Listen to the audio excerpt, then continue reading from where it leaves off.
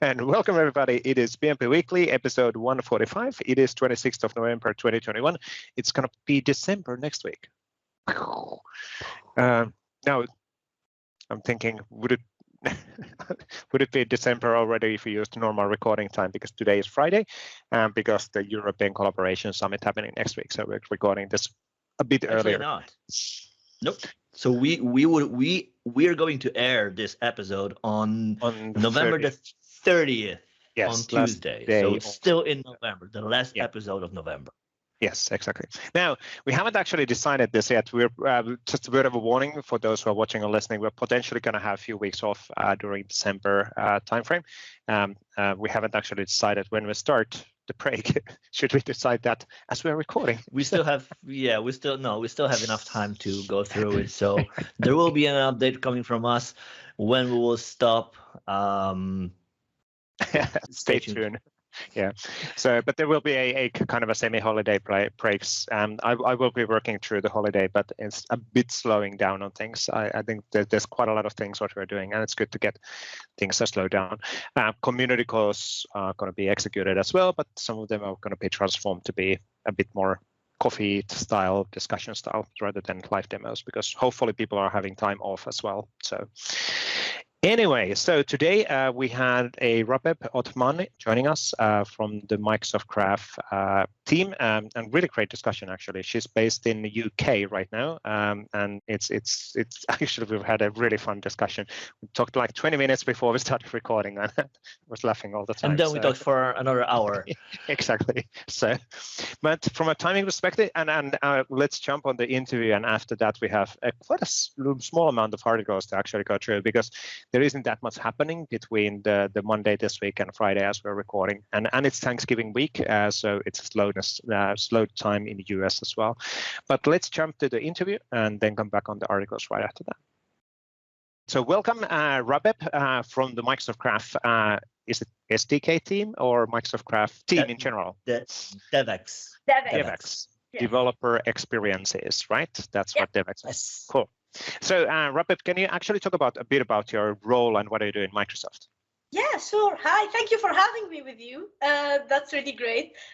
So I joined Microsoft exactly 2 months ago now, so I'm still fresh, I'm still new. And I joined the Graph team specifically with the DevX team, the developer experience team, as a PM.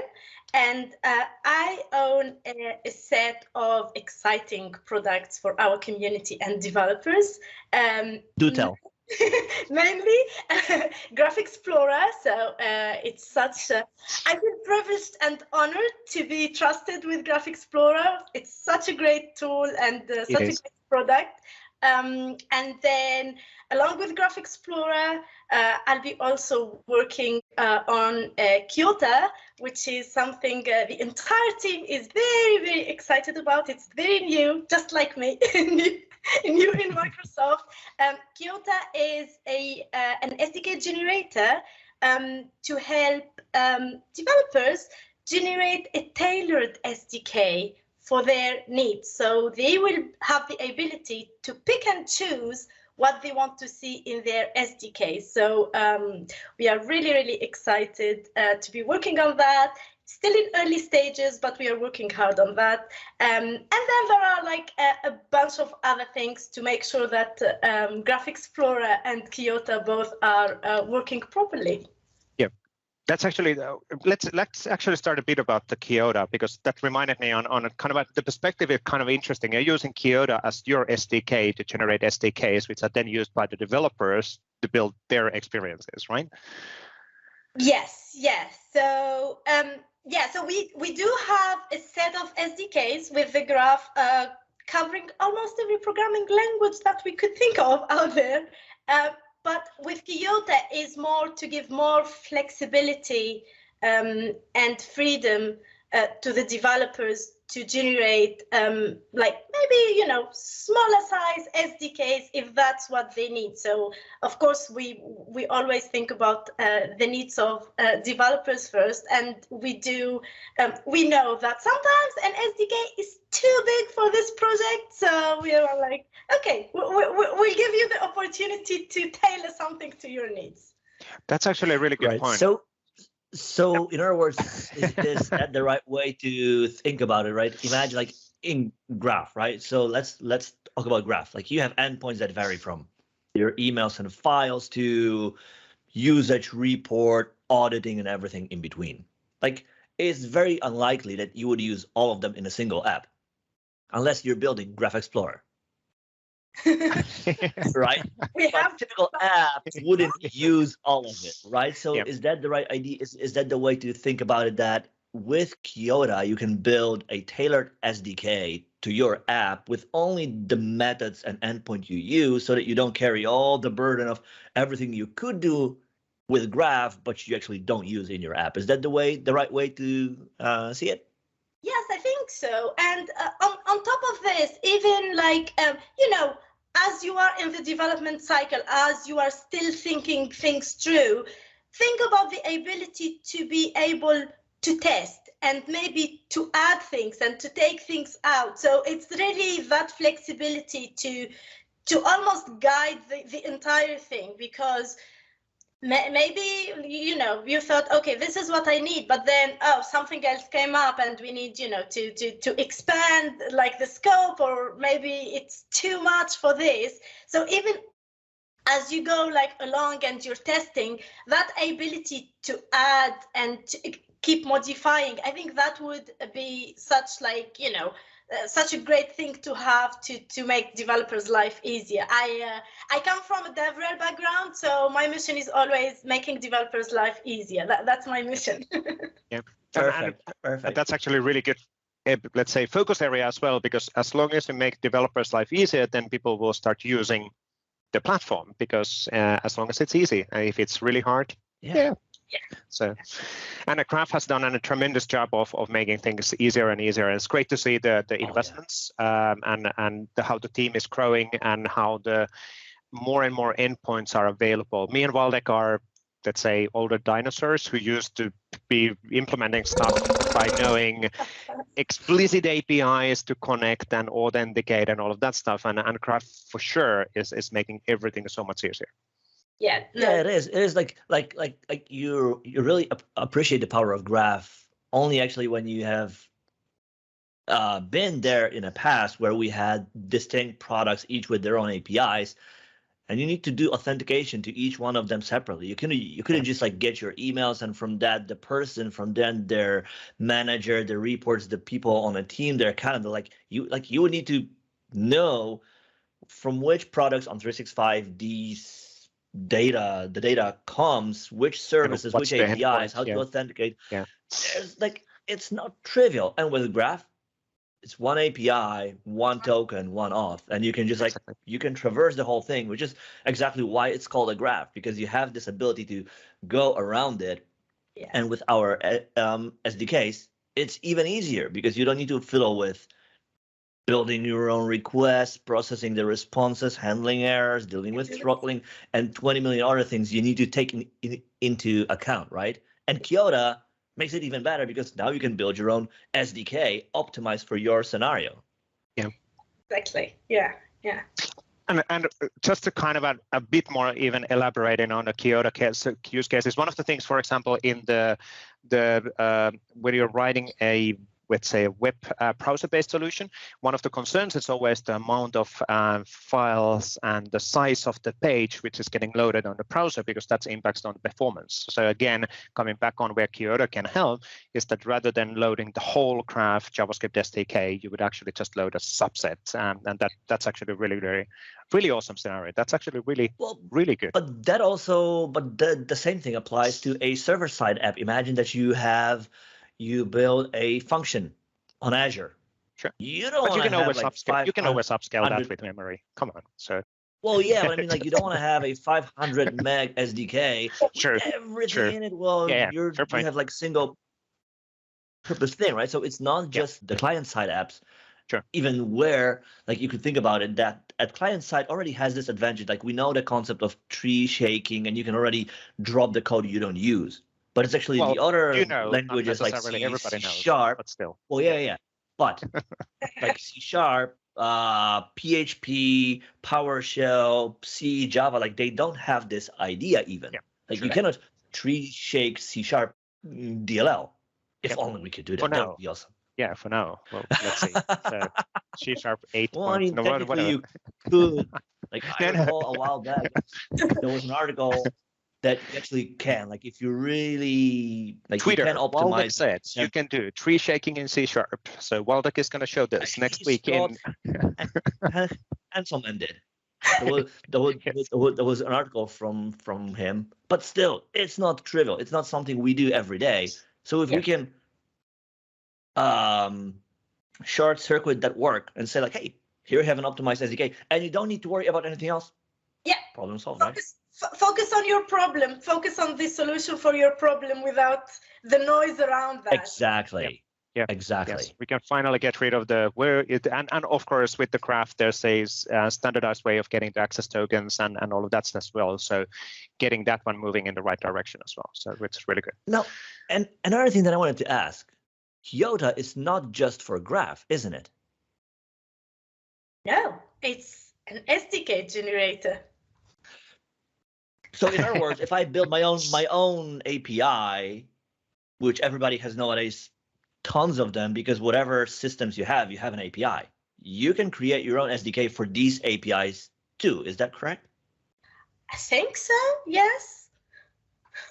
No, not the primary use case, but say that could be the absolutely the feature as well, right? So yeah, that's actually really good as well. That's let's come back on that one in the later episode when we got that one clarified. Now let's talk a bit about your history. You are not a native UK-based person, or are you? Can we talk about your movement and the region? About, let's say, the cultural differences as well between where you come from. Yeah, sure. So I'm born and bred in Tunisia, North Africa. That's where I spent the 25 first years of my life there. So, I can't just say, oh, I'm just like originally from there. I am Tunisian, did my studies there, graduated with a computer science engineering degree. And after university, that's when I moved to England for work. Obviously, very completely different two countries. I remember when I was getting ready to leave, my dad thought that I would be gone for 2 years just so to experience living abroad, but then I'm gonna go home. 10 years later, he knows it's not happening. Meanwhile, I'm still here. I'm still here. Moved to England, started in the north of the country, not far from Liverpool. I was a WPF developer for cool. family-owned business there, so that was really nice. And I remember being super excited because I lived in England, but the company, the office was in Wales. So every single day I would cross the borders, and the idea of crossing borders that easily was such a novelty. So I was like, oh my God, I'm crossing borders. You lived abroad and you worked even more abroad. Yeah. Exactly that. And after that, I moved to where I am now in Bristol, a wonderful, wonderful city. I love Bristol. It's been home for about 9 years now.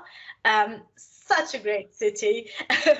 And when I first moved to Bristol, I joined Mix Radio, which is Nokia Music. So we had a quick touch on this before we started recording. I was a big fan of Mixed Radio and Nokia Music, such a big fan, because it was awesome. It was totally a thing in Finland, apparently. No, it was a Nokia and Windows Phone thing, but you missed that stage, so it's okay. It's okay. Phone. Never heard of it. I wrote code for Windows Phone. I did. I think no one does anymore nowadays, do they? Yeah, and then we also, because at the time I joined, we were just exploring Xamarin. So we wrote code for like more than just Windows Phone. So I had to experience working with Xamarin in the very first days of Xamarin. So that was also quite nice. Oh, yeah, cool. Now I have to go back and explain. Back then, I recall like the idea to be able to write single app and expose it across multiple OSs. Like that was really novel. Oh yeah, it was. And Xamarin came a long way since that time, but also using it in the very beginning, it was limited. So it came with a little bit of frustration because you're like, okay, so I'm going to use this one thing and run everywhere. And then it's like, actually, no, you need to do it. It's not that easy. First, but it was a great learning experience. And I love seeing products that I used also like growing. It kind of gives me an idea how a product grows. So I appreciate that more. I think I get to appreciate products more when I see, I'm like, oh, I remember you 4 years ago. Look, I'm so proud. Look where you are. You were this cool, small, tiny command line tool, and now you're this big, fully fledged experience. Yeah, totally. But I mean, like, we have the same recollection of Graph being the Office 365 unified API with few endpoints. And now it's this family of products and experiences with tons of endpoints on REST, and then SDKs and tools, and we have CLIs and PowerShell SDKs, Graph Explorer, and it just keep expanding, right? So it's basically the same thing. Exactly, yeah. Now, I need to come back on the mixed radio because, again, I was such a big fan of it. Can you talk about a bit? Yeah. Well, no. We need to remember that Nokia had like 70% worldwide mobile phone reach before they messed it up. But that's a separate discussion, and we don't need to. There's apparently a new TV series coming up, a high-quality TV series on that, which is really interesting. Nokia? Yeah, so the growth and how they messed up the thing. It's Nokia does exist still, and it's big and independent, but it's for the network and 5G and all of that stuff. So it's and I mean they are bringing out the 6310 again, right? The phone, they have new additional. No, they basically sold they're leasing their brand for somebody else to build stuff. Nokia is actually building 5G telecom networks together with Ericsson, and then so it's a bit of a different world, but it's not in the consumer side of the house. So, but I've seen the other day announcement of the new phone, and I feel like if that phone supported the Authenticator app, I would totally buy it. Like, it's a simple phone, like no social, no nothing. It's just like just one thing, like and like battery would take like 2 weeks. Yeah, so it's like 2 weeks on a single charge. Like, but those are actually so they basically Nokia is leasing the brand for somebody else to use the brand for the phone. So they're not actually Nokia phone. Anyway, so on the mixed radio, so. Quickly explain, the mixed radio was basically personalized radio based on your preferences, and then there was a group of people who were selecting the songs and presenters in the team or a scale. Can you talk about that one, just out of curiosity? So how did that work? And you said that team was absolutely brilliant. Yes. So mixed radio is like the music application on the Nokia phones at the time. So that's where you listen to music, and you have like all, somehow it's the Spotify at the time. So you go there, you can search, you can see list, but we did something where you can have like your own customized playlist. That's what I want to play. And something that was fascinating, well, I didn't work on it immediately, but there was work with labels. And I didn't know that side of thing. Music is just people you listen to. But like there was like work with labels and what music we are bringing in, and all the music genres. And we used to have each Friday afternoon, we would have a demo once in a sprint, I think. So it would be like the demo, what we worked on this sprint, and you're demoing the music. So there is music playing, and it was a big thing because people will judge you based on what you're listening to. So you need to be very careful what you play. You need to show Christmas list, right? Like when Mariah Carey. But yeah, the team was absolutely amazing. I joined them as a junior developer. So we used to have a web team, and then we were a backend team and a mobile team. So I was part of the mobile team. As I mentioned, it was Xamarin. So we worked on everything that is mobile. It wasn't like separated by, oh, this is the Android people, etc. And I joined as a junior developer, but it was such a brilliant team, very skilled group of people, and also very helpful, such a great environment. I learned a lot as a junior developer, you know, and you're like just scared and you don't know things, but everyone was so helpful, you know, all the good things of Agile and Scrum, we did them. And then there was like peer programming, reviews. So I feel like I really learned a lot about like good practices, best practices when it comes to writing code. And also like the culture, because they were like really good bunch of people. Now I'm not sure, because we used to have a hat, and you wear the hat when you break the build. So I'm not sure. Wow. I mean, I know in the past there was either that, like the cone of shame, or buying a cake. Yeah, but that doesn't work when you're working remotely, right? Because that doesn't really. It doesn't have the same impact. There will be a lot of cakes. I mean, you couldn't. No, not the cake, but the cone. The cone of shame. So. Oh well, I can imagine there are meetings like you're required to wear the hat in all meetings. Yeah, fair point. Maybe not just this day, but the week. You know, I don't know. The better conversation is to turn to your like partner or kids and explain, honey, let me explain why we have this cone in the house. Exactly. Yeah, exactly. Like that is the part of onboarding. Like the moment you join, you get this big box, like just in case of emergency, you know, like open the. Yes, your manager will tell you when you open the box. You do not open that box yet. Yeah. And hopefully you will never open that. What's in the box? What's in the box? What's in the box? What's in the box? You don't want to know. Box.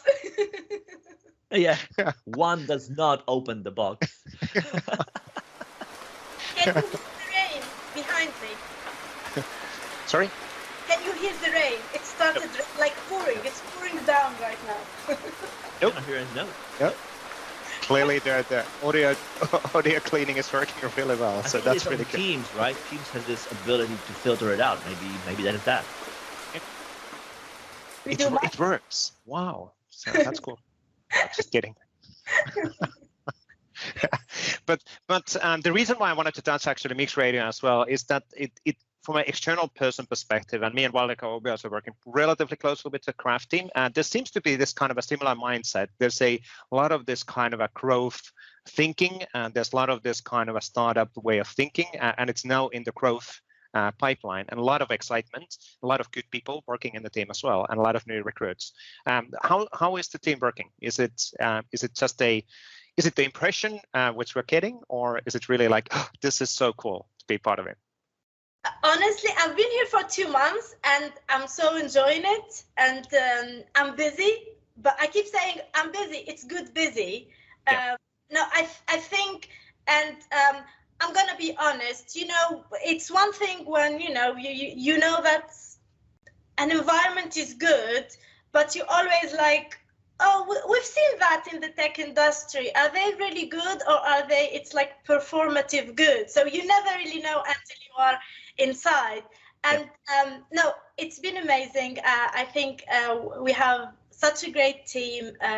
It's a great culture where we support each other. The the amount of support and help people have been giving me, it's just amazing, like how people are willing to help and welcome others. I don't know if that's known, but we have this thing where if you're joining, everyone on the team would schedule short meetings with you just so you know each other. It's not work meetings. it's just to say hi. So like this is the culture. You get to know people because you know you're gonna work with them. No, it's a great culture. Also, you like, even when you look at the team, we have people from literally all over the world. We have all sorts of ages. We have people with, different backgrounds, different beliefs, different everything, and it all works brilliantly together. And we are learning so much about, cultures and like different languages. It's such a great, because you're always learning, even when it's not like work related. You're learning something. Someone would be like, oh, I'm not working tomorrow because it's like, it's a national holiday in my country. And let me explain to you what's this holiday and historically how we got to it. And as someone, I love traveling and I love exploring new cultures. So it's like, for me, that's heaven. But that really shows the power of diversity, so to say. And that's the beauty of the Graph team, which is dispersed across the world because everybody works remotely, or pretty much everybody works remotely. You might say that everybody works remotely because you could consider Redmond people working remotely as well, because most of the people are not working in Redmond, right? So are they then remotely workers? We are a distributed team. We work remotely because a lot of us are not based in Redmond. So And that's a great decision as well, because then that means that you can reach out to the real talents across the world, like you, to join on the team. We're not necessarily willing to join the headquarters or moving into the Redmond, because it's not necessarily an option. I'm lucky enough. I've been in for a long time in here. I was a long time just a complete exception. Everybody was forced to move to the Redmond. I was able to. I don't know still how and why, but I was able to not move. You kept it under the radar. Yes, nobody knew that I actually work from Finland. Yes, kidding. Quiet, under the radar. Like the guy is online all the time. He replies to all the emails. Some say he is actually a person. Like. Now, actually, on that topic, can you talk a bit about the remote work and how does that work for you? So, are you working in twisted hours, or are you how is that working in a crafting? So I've been doing remote work for a few years now. So I like when everybody was trying, to adapt last year and work on their home offices, it was like business as usual for me. You're like, okay, that is a Wednesday. Exactly. Here anyway. I love it. I love working remotely. I think it just gives people so much flexibility and a better life quality. At least for me, I do understand some people prefer offices. Some people, it's not even possible to work from home. But for me personally, I love it. So working remotely, it's not particularly very challenging anymore because I've been doing it. I think time zones, I'm also like, I'm happy to change my working hours. And again, part of that good culture is also that everyone is respectful of everyone's times. And we are aware that, this person is on a different time zone. So let me make sure that's a suitable time for them. So I've never found myself in a situation where I'm having, to be working at 1 a.m. or like 11 p.m. or anything. Yes, my hours are shifting slightly. So I work mainly with two parts of the world. I work with our wonderful engineering team in Kenya, and then I work with our product teams, which are mostly in the Americas, between North and South America. So I start working in the day, in a normal UK day, but I don't have to start at 8 or even 9, depending on how busy I am. Sometimes I need to focus on some things. And then I'll be like working a little late, maybe 7, 8. And if I'm honest, like it doesn't happen every day. So I just need to, just to be more organized. If let's say if I have something midweek, if I want to go out for dinner or theater or something, I just make sure it's planned and it's on the calendar so people know that that evening I'm not available. But other than that, actually it works great for me because it means I get to exercise, I get to read. Yep. And so you have flexibility on daytime to deal with. Well, like one of the challenges, classic examples from my day-to-day life is that you need to go to a bank every now and then when you need to deal with, let's say, financial things. And the banks are open between. Every now and then you need to be there physically. So, well, I haven't been there for years. But anyway, at some point, exactly. Like, why would you? Anyway, at some point. Back in 1980s, so yeah. Well, but I mean, like even thing like going to a town hall to get passport or renew your driving license. You order that to home. What? Why do you go to the town hall? What? Which decade you're living in? Well, you need to. That reminds me of a story. No. So that reminds me of a story. The last time I've been there, I think that was 3 years back or so. I was at the desk and there was a clerk who helped me. At some point, there's this other clerk coming to them asking if they are in the Excel because they need to change something and it's locked. I was like, and I'm not saying anything. So it's like 2019, 2018, whatever. And they are in the Excel locking it up for everybody else. Like, I totally understand why things work as slow as they do, because if the Excel is locked, like you cannot do anything. Like nobody can do anything, right? The Excel is locked. Like, okay. That's why you use Access. There we go. So Access, you mean? Because that's better. Yeah. Anyway, so going about watching the time again, I'm just checking on the schedule because we don't want to. We're trying to keep this under 1 hour, but we can't just never make it because there's so much to talk about it. We have our guests are just so interesting. Like exactly. I mean, but I think it is about time that we start doing something like episode 1.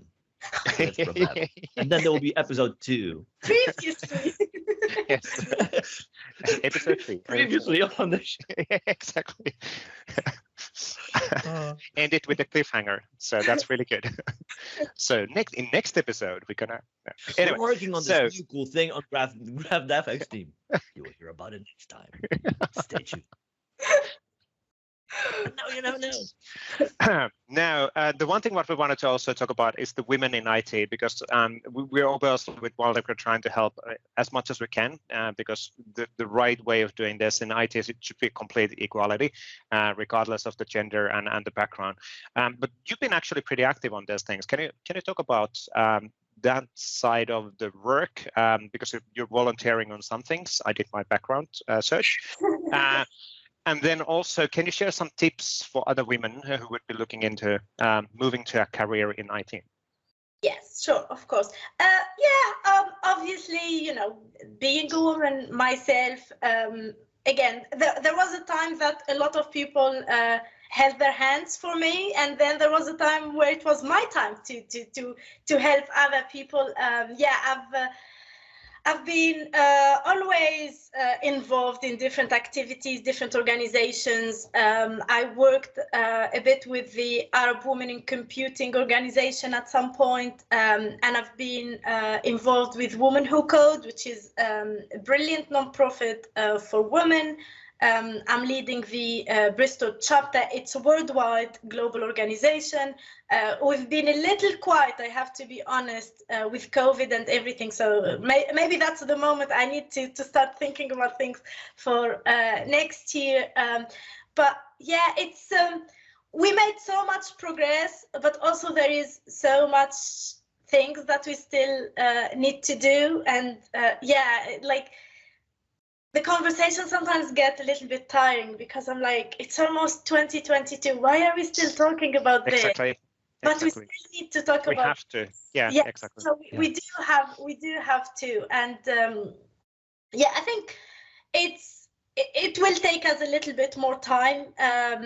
Like there is no doubt about woman talent, and but I think one thing is it's not just a woman's job. I think the problem was for a long time is all efforts were coming from women. It's like, women supporting women. Yes, absolutely. But the reality is it's it's an industry dominated by males. So if we do not have allies, there is no point. And so I think one of the things we started talking about in recent years is allyship. It's important that all of us, unless all of us understand the value of, diversity, and that goes beyond just the gender diversity, men, women, we need to understand the value. If anything, what would that bring to the business? Not right. First of all, it's the right thing to do as human beings, but even from a business perspective, what would that bring to the business? So I really think we need those allyships, and we need to continue on all the work that starts from broaden your horizon. No one, and this is an argument. It's oh, but are we hiring women just because they are women? No one is asking you to do positive discrimination. Just broaden your horizon, that you could see that there are women as talented as men. We all go through the same interview process. We are not saying give us free jobs. We are saying give us the same opportunity to apply for the job.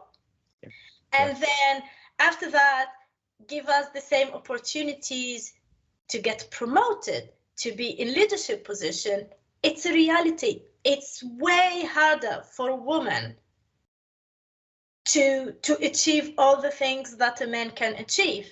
Not to mention things like the pay gap.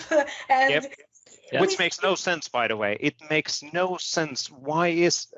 How do you justify that? It's just and it's I'm very lucky and privileged that I don't have to deal with that. But it's not everyone's reality, and that's the thing. That's where we need to keep in mind that this is not everyone's reality, and we still need to work together on fixing this, because it's just not healthy. There are a lot of horror stories. There are there are people, there are women who are feeling anxious because that's the work environment that they are in. And again, that's no good for anyone.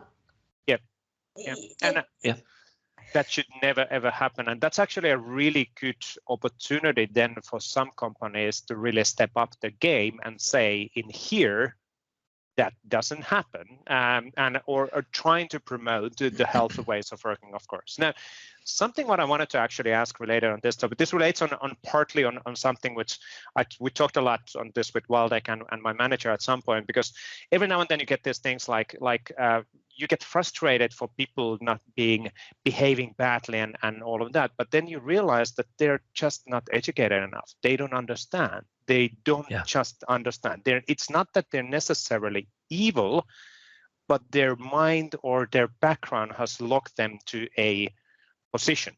And then it comes back on the education and teaching people how the world actually works. Is that one of the solutions potentially to a problem, or how do you think about this? Yes, I think yes. A lot of it is due to education. I genuinely don't think that anyone wakes up, like the majority. No one wakes up in the morning thinking, today I'm going to interrupt a woman in a meeting. That's my mission today. I don't think, as you said, it's not people that are evil. Actually, evil people, one, they are a minority. Two, they are easy to spot. So that's like the easy part, because you stay away from them. It's what we call microaggressions, because people are not even aware. So education is really important. And as you mentioned, like companies introducing things for that education, I think this is really useful. Now, I have a little bit of controversial, for some people, opinion when it comes to education. As someone who's from a different background, you know, from I'm a Muslim woman as well. I think sometimes it's easy to fall into the trap of requesting education from people who are burdened by the thing. And unfortunately, we've seen that last year with Black Lives Matter. Yes, exactly. Yes, like the intentions are great. You really you are trying to learn, and you really have good intentions, but you are requesting from this person who's already dealing with this emotional burden to free, you know, time and space. It's more like the mental space to educate you. This is a reality. We're always like, why is it my job to educate you? Yeah. You know, it sounds. I guess it is. Yeah, it is. It is a hard topic, right? Because I think for one, it's very hard for someone who has never been in that position to even have the empathy to see things from the other side. It's like how would it be? How is it to be a person of color or different gender, different faith? How would it be to be on the other side? I don't know. I have no idea because I've never been on that receiving end in a way, right? So for one, it's not the same as it is for me, but I don't know how it's different. And then you need to say, okay, so how can I learn? How can I learn how other people who are affected by that experience that? And sure, it's exactly as you say. It is an easy thing to say, to go to that person and say hey, teach me. Yeah. But it's exactly, it's not their job. They deal with a lot of things already. So I think for a big part, the one thing that I find great in Microsoft is that the amount of time that we spend internally to raise that awareness, to give everybody resources to educate themselves about the problems, the things that are around us that we might not be aware of even because they don't affect us, but they are there still, right? So I guess it is definitely the first step to become aware of that what you experience is not what everybody else experiences, and then two, that there are ways to learn about it more, and you need to take the first step. Well, that's it, because most of us, it's not, oh, I'm not willing to help you. I would be more than happy to explain to you how we celebrate Ramadan, what it means culturally and religiously for us.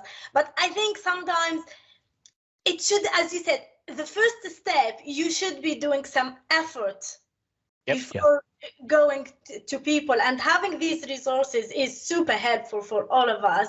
And I don't it's impossible for all of us to live the same experiences. We are different, and it's such a great thing to celebrate. I wish as a humans we celebrate our differences more. So by all means, I don't think I would be frustrated because Waldek is not living the same experiences as me, or no. And especially if it's something that challenging, I wouldn't want you to go through it. Why would I want another, human to go through that? So I think, that's never the point. I think it's the empathy. It's just that point where we are empathetic and validating other people's experiences. And this is something, again, going back to women in tech, this is something that happens a lot.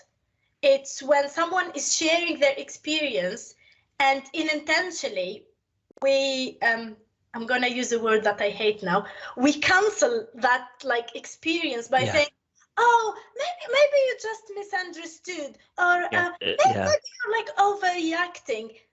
It's their experience. Exactly. Just listen and respect that and show empathy.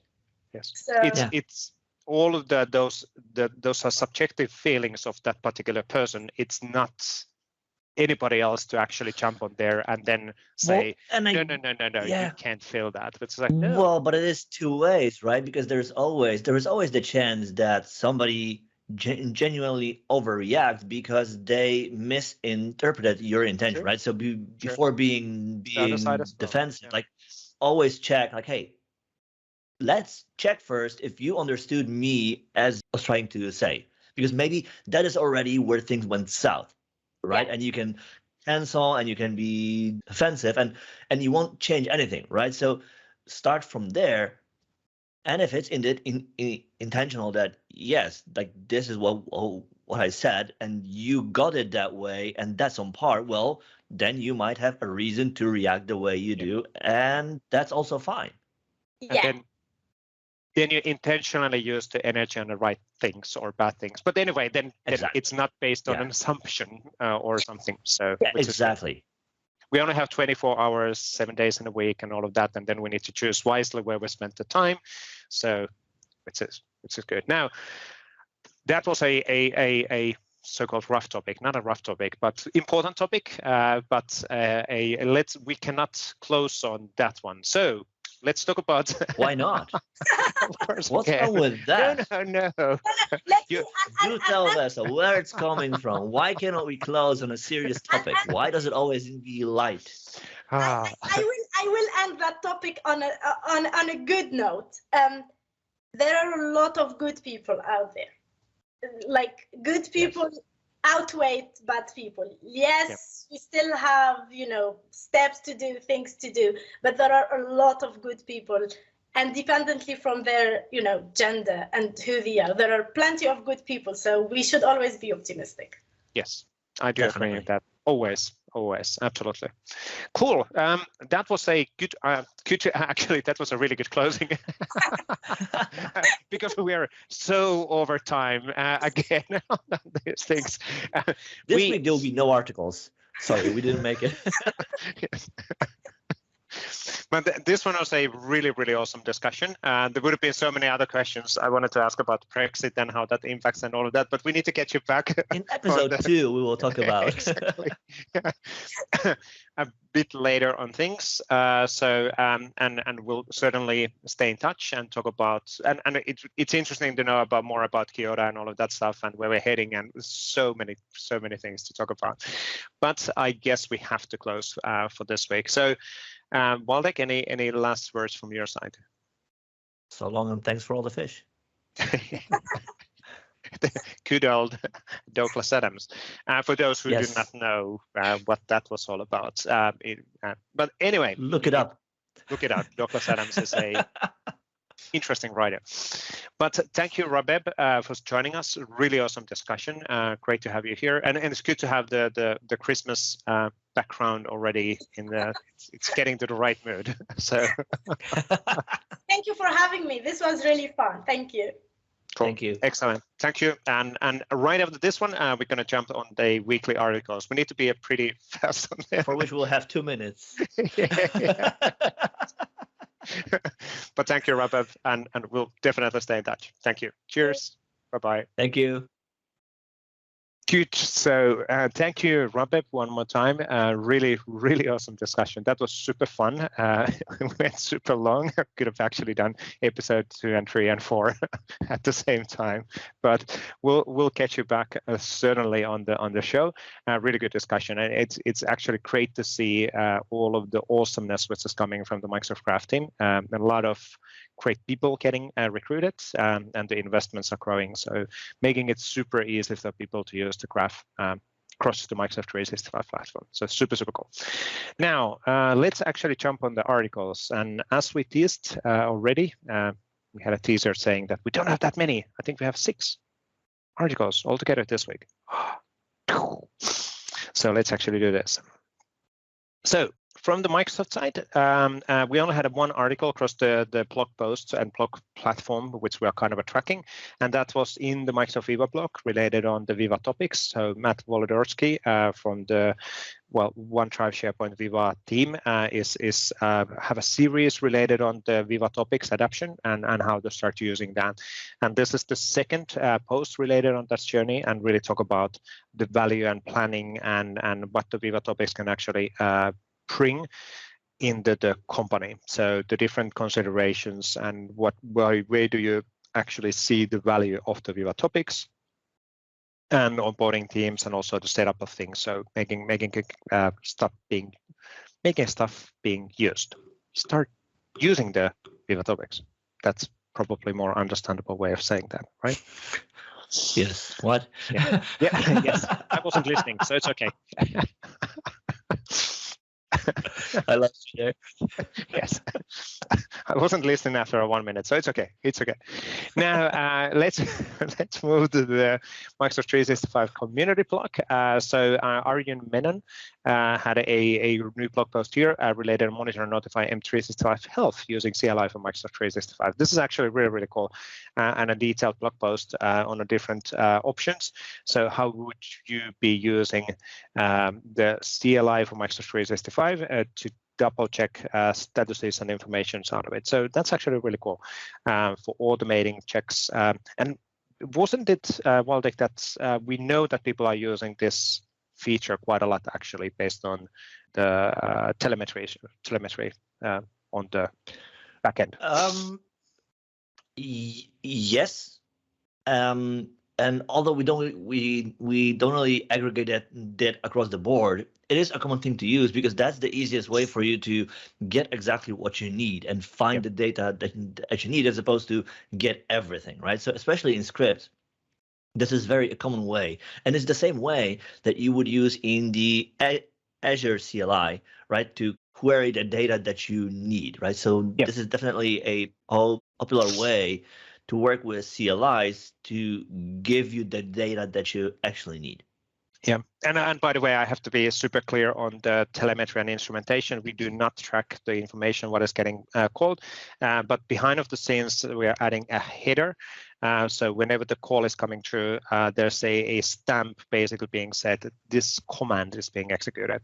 That's it. So because that's happening. It's just behind command name, not parameters. So exactly. No URLs, no titles, no descriptions, no values you put in other than the command name. Like somebody retrieved a site. Yeah, that is exactly. But that's important for all of the designing and the understanding what are the commands which are being used, what are the ones which are not being used, and this is quite typical way of detecting that level of an information. And by the way, all of that is open source, of course, and available in GitHub how that's being done.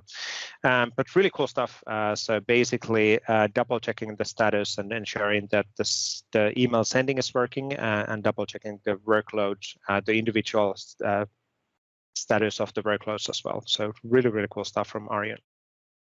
Now, cool. So let's actually get in here. Anand Raghav had actually a community call demo on this one yesterday as well. Yesterday being the 25th of November at Thanksgiving, but consistency is the king, so we did execute the community call because Thanksgiving is only US based. So, but basically, this is really about talking about the fact that you're creating a event page, which has then SharePoint spaces and list formatting and all of that in place for a cool looking presentation. And if I remember correctly, let's see, coming in here, if I can actually zoom in this a bit larger. There it is. But basically, I can't. I'm trying to zoom in. But basically, it's all about how do you build this kind of an event page where you are then able to track what kind of events and what kind of sessions, and then having a value and using the SharePoint spaces as well, and how do you build this kind of a list formatting definitions. The demo is really good as well, so you want to check out the recording from that call as well. Good. Then we had a latest Microsoft 365 developer podcast with Microsoft News, November 2021, so with Paul and Jeremy. And this is really covering the latest news, which we had done announcements from the Ignite and what are those means, and having a discussion on that. So really good podcast to actually subscribe as well, on top of the PnP Weekly, which you are watching or listening right now, right? And then we had a blog post from Liam Clearly. My tongue just doesn't do this. Clearly. It clearly doesn't do that. It clearly doesn't do that. It just doesn't clearly do that. Wow. It's Friday, so Hey, Liam just gets from us like every time the most exposure in the articles because that is absolutely true. Yeah, that's the So there was the latest version of Microsoft Graph PowerShell SDK 1.9 released, and as say Microsoft, we didn't do a proper announcement and a blog post out of it, which we need to for sure improve. But Liam had an update from his blog post related that is available and referencing then the assets in the GitHub. So and the PowerShell gallery, of course, because you can get it installed from a PowerShell gallery. So really good stuff. Thank you, Liam, on that one. And some of these years, maybe in next 5 years, I will learn how to pronounce your last name properly. So Liam Cleary. Liam Cleary.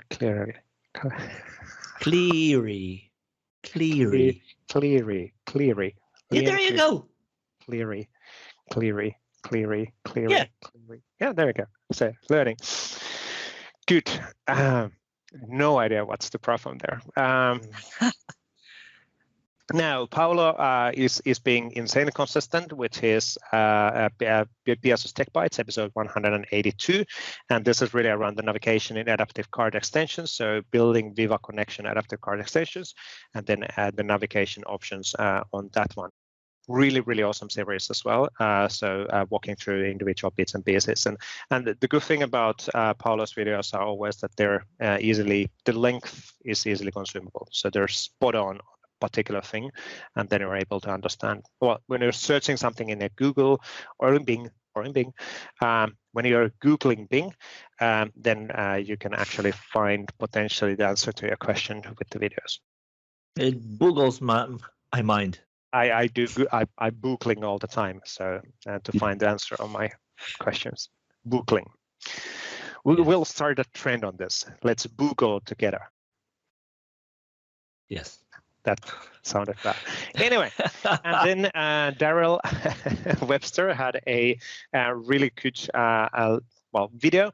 We kind of touched this topic a few times already, but in the Recording 365, there's a new blog post related on learn how to use Microsoft Loop with me. Technically, Microsoft Loop is not actually out. So we're using the Microsoft Loop component types and dynamic components. The Microsoft Loop is a product or a application which was basically announced in Ignite as a preview. So that is not out, but some of the technology behind of the Microsoft Loop concept is already available in the Microsoft Teams and a few other areas. So you can already take advantage of them to create live components, to create live documents with the live components. So is that the right way of saying that? Yes, although it's like live documents. So what are we talking about? I think it's just like you create loops and they're always up to date. And whether it's a table or a checklist or a to-do list or your custom thing. Yes. Yeah. It's not a capture of moment of a time which is send an email. It is actually a live component which is kept in up to date. As people are editing that, you will see the edits also in your email or wherever you're adding the component into. So really cool stuff for sure. Awesome technology. But that's it. So not that many articles this week. But it's the Thanksgiving week, and we're heading to the holiday season gradually, so we can expect things to slow down as well. What's happening this week, Waldek? Anything interesting? This week is almost done. Like I have a few hours left, so this week is almost done. Next week. Good stuff. I think primarily, so there are a few new ideas I'm bouncing around internally to try to see, like, hey, would it make sense to do? So if all is well, you will start things coming out in a few months, nothing directly immediately now. So that is the one side. Another side is we just released a new version of CLI for Microsoft 365. We haven't announced it yet. By the time you watch this, we should have. The release notes are being working on as we record this now on Friday, November 26th. And the most noteworthy change is, and I think that's also the most immediate change you will benefit from, is the added support for upgrading SharePoint Framework projects to the newly released version 1.13.1, which came out earlier this week. Tuesday? I think it was Tuesday when I pushed the button. Yes. I didn't push the release button to NPM, but I pushed the social media buttons. So exactly. Exactly. So all of that is fresh, and we're there to support you in the upgrade steps. Other than that, we're working on new versions of CLI. Working as we said, then the next time we're working on new types of commands that we think are going to help you working with or bringing your existing apps to Microsoft 365. So more about that shortly. And that would be it from my side. I know next week, so the time when this is out, you are in Germany, if all is well. I'm in Germany, yes, unless there's a last-minute changes on that, which it doesn't seem to be the case. So the European Collaboration Summit is happening Monday to Wednesday. So I'll be flying in on Sunday because there isn't that many planes flying. The flight leaves at like 7:30 in the morning. It's on Sunday morning. So, yay! You gotta do what you gotta do, right? But it is cool. It is exciting because this is a first event of that scale in person in a long time. Sure, space, right? It's actually exciting, and it's pretty. The anxiety levels are pretty high as well. So it's not simple. It's not just exciting, and it's not just it's not just the COVID situation. It's also in general actually going back on the in-person meetings and in-person events and all of that stuff. And so it's interesting. So yeah, it is. It will be interesting to hear from everybody how they experience that, and how I think, like, to me it feels more like it's going to be a big get together, like seeing everybody whom we haven't seen in a long time. And I mean, I won't be there, unfortunately, but for everyone else, from what I hear, it's going to be exactly that. It's going to be getting together, getting to see in person folks whom you used to see a lot, and then we haven't in 2 years. So yeah, that is true. Well, we've been seeing each other, but not really in person. Not in person.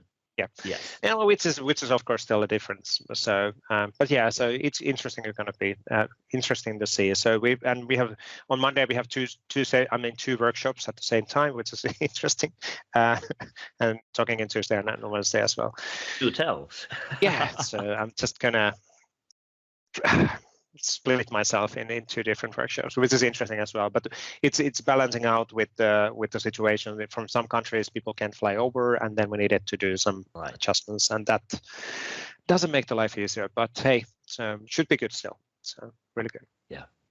And then we got the 1.13.1 went out this week. We should be getting the beta for 1.14 out relatively soon, most likely next week. So we'll see. I'm out, but well, not out, but still, I think we can push that one out still next week, but we'll see. Anyway, I think that's it for now. So thank you, Waldek. Thank you, Rabeb, one more time. That was a really fun discussion, so for sure. And we went way too long on this one. So we're trying to, again, squeeze.